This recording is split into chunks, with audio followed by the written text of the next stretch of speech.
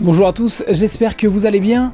Aujourd'hui encore, je vous propose une émission tendance rétro gaming, car je profite de la sortie de Poki & Rocky, donc le nouveau Poki & Rocky Reshrine, pour revenir sur les origines de cette licence connue sous le nom de Kiki Kai Kai au Japon. Bien sûr, on va parler de la version d'arcade, de ses différentes déclinaisons, le tout avec des anecdotes, des références, ça va même parler culture japonaise.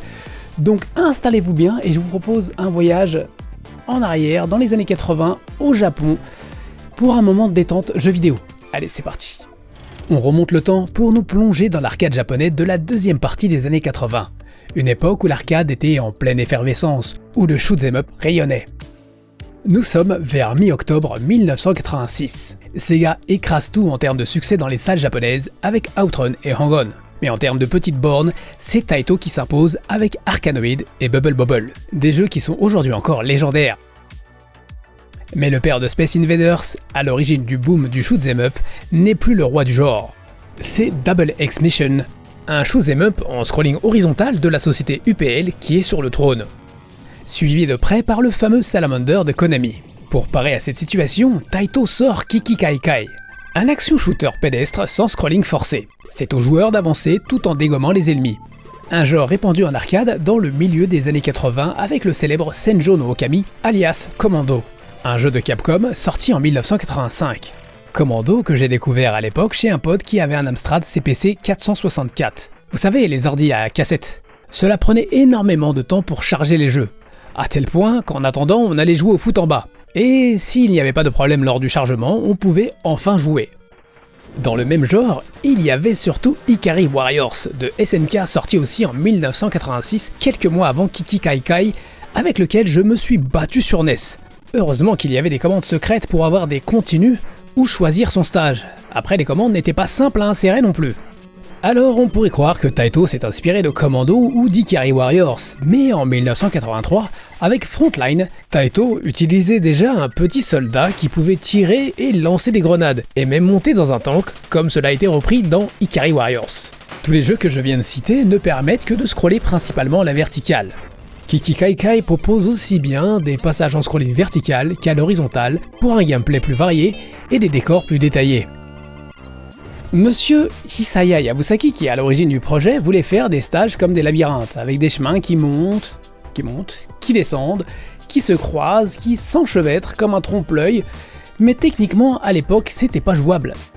Peut-être qu'il voulait faire une sorte de Echochrome, un jeu qui m'a vite retourné le cerveau sur PSP. Il est aussi sorti sur PS3. Voilà la raison pour laquelle les stages de Kiki Kai Kai font avancer le joueur dans différentes directions, et il y a même des passages où des clés sont nécessaires pour progresser, donc il faut faire attention de ne pas les louper.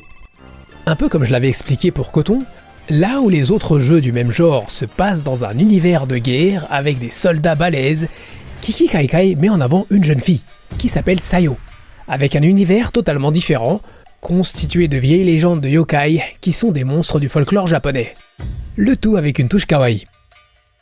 A vrai dire, Kiki Kai Kai n'était pas le seul action-shooter pédestre à plonger des joueurs dans un ancien Japon bourré de monstres, car au même moment sortait Yuma Nimpocho de Nichibutsu, mais ce jeu se fera plus discret. Allez, revenons à Kiki Kai Kai, qui est aussi connu au Japon pour être le premier action-shooter où l'on contrôle une miko. Les mikos sont des jeunes filles qui assistent les prêtres Shinto dans les sanctuaires. Dans certains mangas, on leur octroie des pouvoirs paranormaux pour combattre les yokai. Et là je pense tout de suite à Kikyo dans Inuyasha. Inuyasha de Rumiko Takahashi Sensei, à qui l'on doit Juliette Je t'aime, Ranma 1/2 ou Lamu. D'ailleurs j'ai participé à la réalisation d'une interview que je vous conseille. Et dans Lamu, il y a aussi une Miko, Sakura, qui apparaît si je me souviens bien à partir du 5e épisode de l'anime. Mais c'est surtout son père, le petit prêtre, qui m'a marqué. Il est possible que Lamu ait eu quelque part une influence sur les devs, car en 1986, cela fait près de 5 ans que l'anime est diffusé au Japon, sans oublier le succès du manga apparu de 1978 à 1987. Jaleco a justement sorti un jeu Lamu sur Famicom qui répond au doux nom de Urusei Yatsura, Lamu no Wedding Bell. Et comme par coïncidence, ce jeu est sorti octobre 1986 comme Kiki Kai Kai. On reconnaîtra le générique de l'anime en japonais dans la musique du jeu. Et comme on parle de Lamu, alias Urusei Yatsura au Japon, ça fait plaisir d'apprendre qu'un reboot de la série devrait être diffusé au Japon cette année. Pour revenir à Sakura et son père, historiquement, il n'est pas rare que les Miko soient des filles de prêtres et que le temple soit tenu en famille. Pour repousser les êtres maléfiques, les Miko ont souvent recours au Ofuda.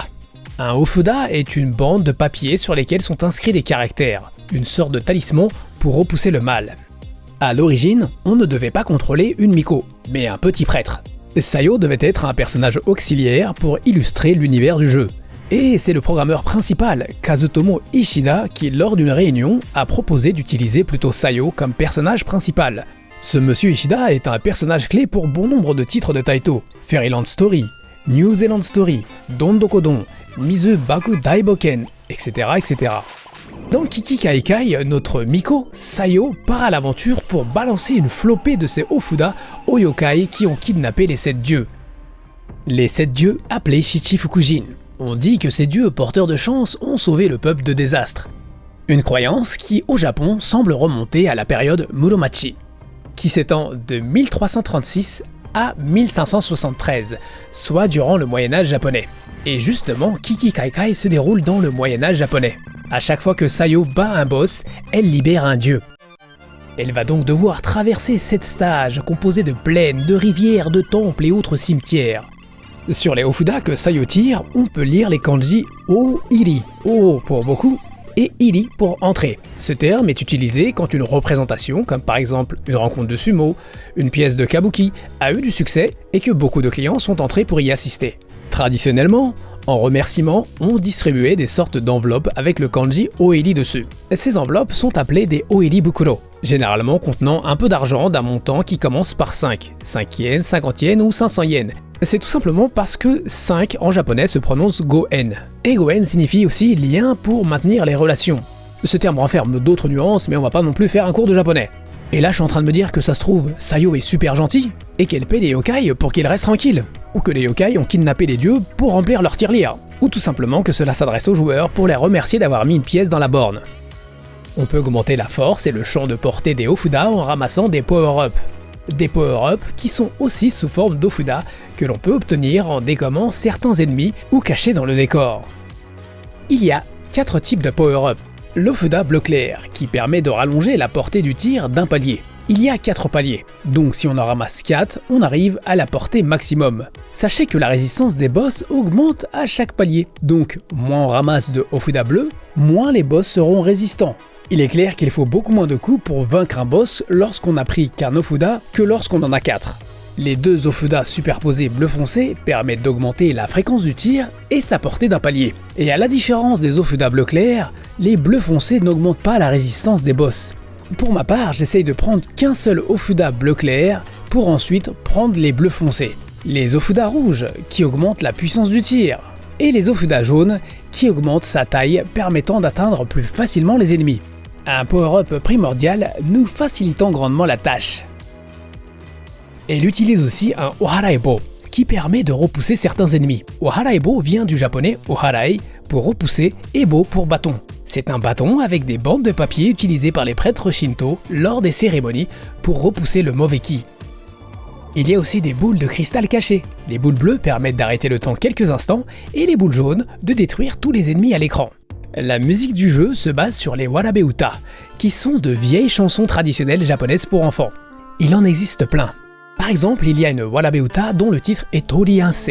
C'est une chanson transmise depuis l'époque d'Edo, qui a au moins plus de 150 ans. Les paroles parlent d'un étroit chemin vers un temple, et des légendes peu rassurantes sont racontées sur la signification de ces paroles. C'est peut-être pour cela que les mélodies basées sur les Warabe-uta collent bien à l'ambiance du jeu, qui commence justement sur le chemin d'un temple des moins accueillants. On raconte aussi que durant le développement du jeu, le staff a été la proie de phénomènes paranormaux, et qu'ils sont même partis se réfugier dans un temple. En parlant de staff, c'est OGR, alias Monsieur Isayoshi Ogura, un membre de Zuntata qui s'est chargé de la musique du jeu. Un compositeur à qui on doit bien des musiques de jeux de Taito, comme Darius ou Ninja Warriors. Méfiez-vous de l'apparence kawaii de Kiki Kai Kai, car ce jeu est loin d'être facile. Quand on perd une vie, les power-ups accumulés partent en fumée. La version arcade ne dispose même pas de continu. On a beau avoir encore des crédits, après un game over, c'est retour à la case départ. Sauf si les 3 chiffres, apparaissant de façon aléatoire à ce moment, correspondent aux 3 derniers chiffres de notre score. Dans ce cas-là, on récupère une vie supplémentaire. Ça a dû m'arriver une fois ou deux, donc c'est super rare. Au passage, lorsque le texte Game Over apparaît, si l'on maintient le stick vers le haut, lorsque l'écran de titre s'affiche, un ours apparaît quelques instants. Ours se dit Kuma en japonais. Et ce Kuma a été caché par l'équipe de développement de Taito basée à Kumagaya, une ville située au nord de la préfecture de Saitama. C'est bien un jeu de mots entre Kuma et Kumagaya. Si ce Kuma apparaît, on a le droit à une vie supplémentaire au crédit suivant, ce qui nous permet de commencer la partie avec 4 vies au lieu de 3. Comme je le disais plus tôt, Taito n'était plus sur le trône des shmups. Mais juste après son lancement, Kiki Kai Kai va reprendre la couronne du genre pour avoir pratiquement autant de succès qu'Arcanoid, qui, rappelons-le, fut un énorme hit en arcade, mais aussi sur les ordis de l'époque. J'ai d'ailleurs joué à Arcanoid pour la première fois sur l'Amstrad CPC 6128 de mon pote Eric, qui j'espère peut-être me regarde. On était tout petits, hein, on se rejoignait chez toi après les cours, et cette fois-ci on jouait avec des disquettes et pas des cassettes, ce qui allait beaucoup plus vite, c'était vraiment une révolution. Alors d'accord, c'est pas aussi instantané que des cartouches, mais par rapport à des cassettes, c'est quand même un autre univers. À la différence d'Arcanoid, le succès de Kiki Kai Kai ne durera que quelques mois. Ce qui n'est pas mal du tout vu la concurrence sévère du marché de l'arcade de l'époque. Et ce jeu bénéficiera même de plusieurs portages. Si ce jeu vous intéresse, la version arcade est disponible dans les arcades archives pour Switch et PS4, mais aussi dans l'Egret de Mini, ainsi que dans le premier Taito Memories pour PS2 et le Taito Memories Pocket pour PSP sorti uniquement au Japon. La version arcade de Kiki Kai Kai est aussi sortie sur PC, sur les PC compatibles Windows 95-98, c'est pour vous dire à quel point ça remonte. Et ce jeu est aussi sorti sur les vieux portables japonais, voilà, j'en ai un ici, donc ces portables début des années 2000 déjà, avaient la possibilité d'exécuter des applications Java. Alors, j'en ai développé des applications Java, le problème c'est qu'il y a très peu de mémoire. Souvent, dans les premières versions de ce téléphone, on avait quoi, 10K, 10 kilooctets, c'est vraiment tout petit. Donc souvent les stages en fait on était obligé de les télécharger, c'est-à-dire que tu jouais au premier stage et puis au deuxième stage il fallait download les sprites, les bitmaps, etc. parce qu'il n'y avait pas assez de place dans l'application pour pouvoir sauvegarder l'ensemble du jeu.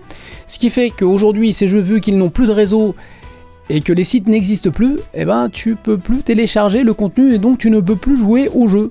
Voilà, alors j'ai quelques jeux qui sont intégrés par exemple dans certaines machines qui étaient préinstallés, donc dans ce cas-là il n'y a pas de problème, mais la plupart des jeux sur lesquels il fallait télécharger, bah tu peux pas. Et vraiment moi je développais des applis pour ces téléphones-là et je sais exactement de quoi je parle, même au niveau de la gestion de mémoire, c'est quand même une vraie prise de tête. Peut-être qu'un jour je reviendrai sur ce sujet, ça peut être intéressant parce que beaucoup de jeux d'arcade qui ont été adaptés sur ces machines, et même des jeux vidéo en règle générale, des gros titres de jeux vidéo des années 80-90 qui ont été adaptés sur ces machines, donc ça peut être intéressant. Et puis Kiki Kai Kai est aussi sorti sur smartphone, donc il y a eu aussi des versions smartphone, mais là encore c'est une autre histoire. C'est la Famicom, la NES japonaise, qui sera la première à bénéficier d'une adaptation de Kiki Kai Kai sur Disk System. Je rappelle que le Disk System est un lecteur de disquettes sorti uniquement au Japon. Développé par Taito, le jeu sortira sous le nom de Kiki Kai Kai Dotohen, fin août 1987, soit un peu moins d'un an après l'arrivée de la version arcade. Cette version reprend les bases de la version arcade en termes de contrôle et de graphisme, mais le jeu est différent. C'est un shoot à tendance exploration où il faudra chercher les boss pour délivrer une fois de plus les 7 dieux. La Sayo de ce volet est la descendante de la Sayo de l'arcade, car l'histoire se passe quelques centaines d'années après dans un monde contemporain, si j'ai bien compris. Une autre Miko vient nous aider, Miki permettant de jouer à deux mais pas en même temps. Miki que l'on retrouvera dans la version Game Boy Advance sortie en 2001. Les stages de la version Famicom sont de vrais labyrinthes, avec des passages qui se ressemblent et bien sûr sans carte pour s'y retrouver. Et je ne parle même pas des énigmes tordues. Comme pour l'arcade, c'est monsieur Hisaya Yabusaki qui était en charge des plans de la version Famicom, et s'il n'avait pas pu mettre de labyrinthe pour la version arcade, il s'est clairement rattrapé sur cette version. Les Ofuda ne sont plus infinis, pour en obtenir, il faut détruire des ennemis. Résultat, on passe plus de temps à utiliser le Oharaebo afin d'éviter d'utiliser trop de Ofuda, car elles sont indispensables pour vaincre les boss. Donc le jeu a plus tendance à être un slash and run qu'un shooter. Les Ofuda servent aussi de monnaie, pour acheter des objets dans les magasins, pour par exemple renforcer la puissance, acheter une protection, ou bien acheter des onigiri, qui nous permettront d'avancer plus vite. Oui, c'est comme dans Goemon avec les tabi, les espèces de sandales. Plus on en a et plus on avance vite. D'ailleurs, je ne serais pas surpris qu'il se soit inspiré de Goemon, car il était sorti 1 an plus tôt que Kiki Kaikai sur Famicom. Quand on se fait toucher par un ennemi, on perd des onigiri, et quand on n'en a plus, c'est le game over. En échange de 10 Ofuda, il est aussi possible de sauvegarder, ce qui était à l'époque un des arguments de vente du disque système. Plus besoin de mettre de mot de passe, le fameux Fukatsu no Jumon en japonais, qui veut dire le sort de résurrection. Merci l'influence de Dragon Quest. Alors que nous déjà on galérait avec les caractères romains pour copier les mots de passe, que l'on recopiait de travers une fois sur 3, imaginez les petits japonais avec les hiragana. Avec les variantes, cela représente plus de 60 caractères. Le nombre de larmes écoulées quand ils avaient mal noté leur mot de passe. Donc pouvoir sauvegarder, c'était une vraie délivrance. En revanche, avec le disque système pour Kiki Kaikai, il faut à chaque fois mettre la disquette sur la face A pour sauvegarder ou charger, et mettre sur la face B pour reprendre la partie. Et bien évidemment des temps de lecture et d'écriture à chaque fois. Pas étonnant que le disque système ait vite été oublié avec l'utilisation de piles de sauvegarde dans les cartouches. Pour couronner le tout, afin d'entrer dans certaines zones, il faut payer 50 Ofuda et se prendre des temps de chargement en bonus.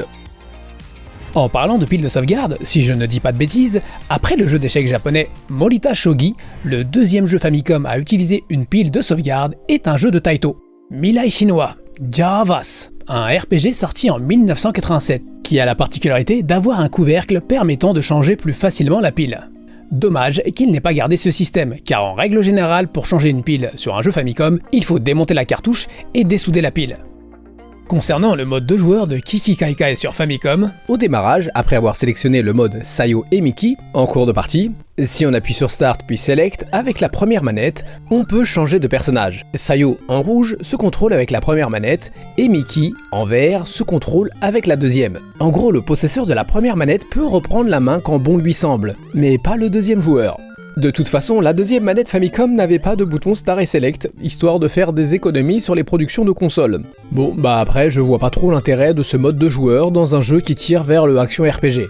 Ce Kiki Kaikai a l'ambiance de la version arcade, mais il est loin d'avoir son dynamisme. Il y a du clipping qui fait disparaître les tirs ennemis, du coup on se fait toucher, on sait pas pourquoi. Ils ont repris le concept de mort subite quand on tombe dans un trou ou dans l'eau. Sauf qu'on nous renvoie au début de la zone, que l'on perd tout ce que l'on a acheté, et qu'on n'a plus que 50 Ofuda en poche. Et la cerise sur le gâteau, c'est qu'on est limité par le temps pour finir le jeu. Il y a quand même pas mal de temps, mais il ne faut pas chômer. Bref, c'est un autre jeu qui peut vraiment finir par être rébarbatif. Et si vous avez eu l'occasion de l'essayer, ou si vous l'essayez, n'hésitez pas à me dire ce que vous en pensez. On remarquera tout de même la pub pour le jeu avec l'idol Miki Ito, avec en fond son single, Aishu Pusel. Et je ne ferai pas de commentaires sur le titre. Oui, le nom du deuxième personnage Miki vient bien du prénom de l'idole. Il faut aussi préciser que le thème musical de la version Famicom est composé par Zuntata. Et oui, encore, il existe même une version chantée par Miki Ito. Miki Ito qui a prêté sa voix à de nombreux animés. Par exemple la voix de C18 dans Dragon Ball Z. Un mois après sa sortie sur Famicom, Kiki Kaikai est porté sur l'un des ordi tendances de l'époque au Japon, le MSX2. Un portage réalisé par Hitobito, une branche de Sony en charge des micro-ordinateurs avec pour slogan de pub Hitobito no Hitobito. Ce qui veut dire le Hitbit de tous. Sony qui fabriquait aussi des MSX. La version MSX2 de Kiki Kaikai reprend le contenu de l'arcade, mais avec cette machine, on ne peut pas faire de miracle. Graphiquement ça va, mais au niveau du scrolling, on a plus l'impression de voir un jeu MSX1 qu'un jeu MSX2. Après, si avant 1987, il existait déjà des jeux avec un scrolling vertical fluide sur MSX2, il faut s'accrocher pour en trouver avec un scrolling horizontal fluide. Il y en a eu quelques-uns, mais généralement c'était des jeux au graphisme simple pour MSX1, comme par exemple Gal Cave. Et pour rester dans les jeux compile, Guardic, qui scrolle aussi bien à l'horizontale qu'à la verticale, mais c'est simplement pour se déplacer d'une zone à l'autre.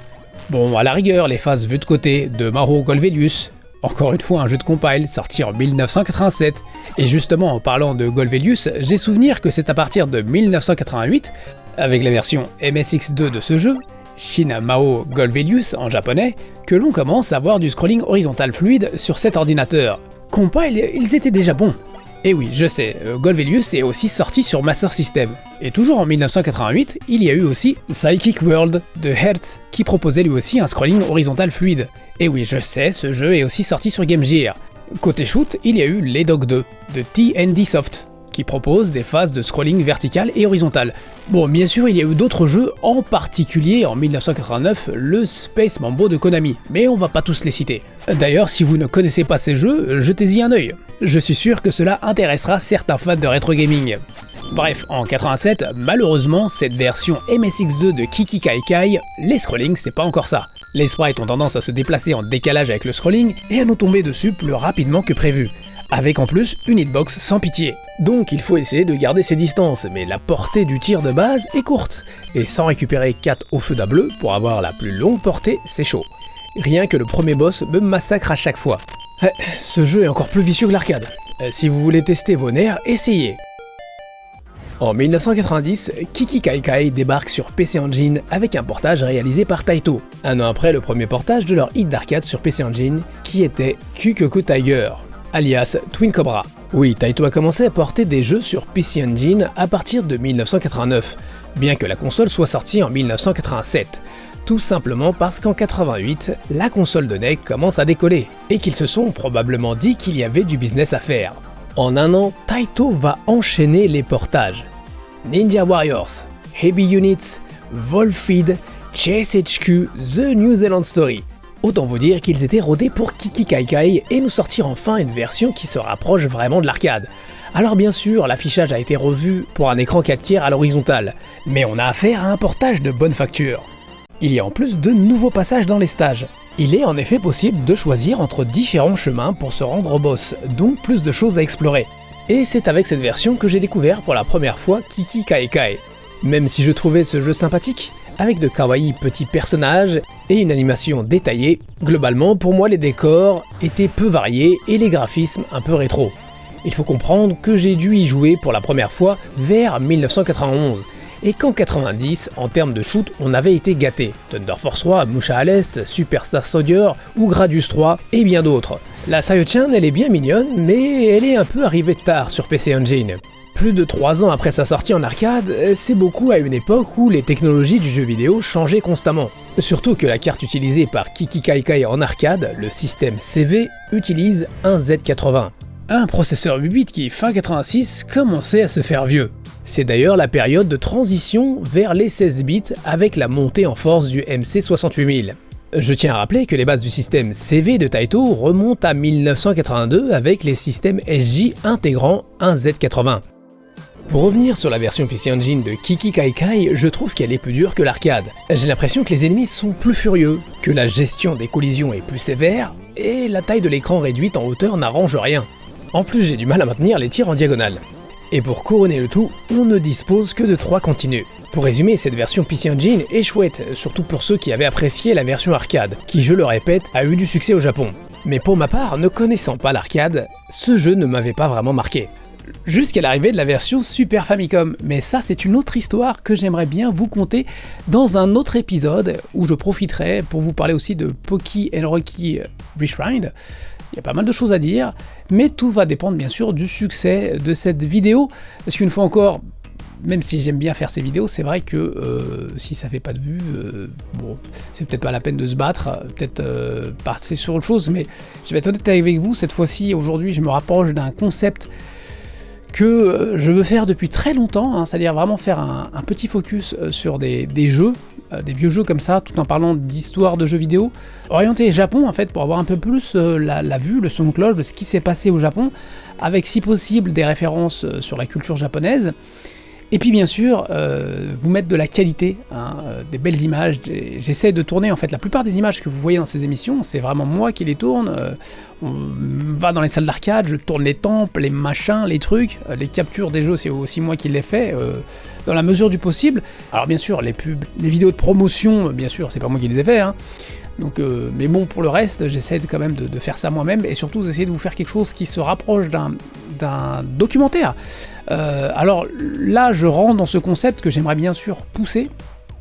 Malheureusement, pour l'instant, je manque de temps et de moyens, c'est clair, mais je ne désespère pas, c'est vraiment un truc que j'aime faire. Alors maintenant, la chaîne, elle existe... Enfin, Netageo, ça existe depuis plus de 10 ans maintenant, ça remonte à 2010, les premières vidéos. La chaîne en elle-même, la chaîne française, remonte à 2013. Là, les événements arrivent, Donc on va peut-être pouvoir refilmer des événements. Et maintenant que vous êtes de plus en plus nombreux à regarder cette chaîne, bah peut-être que ça décollera un peu plus. Ça me fait super plaisir quand il y a beaucoup de monde qui regarde les vidéos, surtout quand on met du cœur. Et une fois encore, je vous remercie pour votre soutien, je vous remercie d'avoir regardé cette vidéo jusqu'au bout. Merci pour les commentaires, mettez-en plein encore dans cette vidéo, n'hésitez pas à la partager et à mettre des petits pouces pour supporter la chaîne, et puis à vous abonner, parce que y en a, ils regardent mais ils sont pas abonnés, bah abonnez-vous, ça vous coûte rien, voilà, comme ça nous on passe un peu plus en avant. Bref, une fois encore, merci à tous, et je vous fais de gros bisous, et je vous dis à très bientôt pour un autre épisode de Netageo. Salut, sayonara.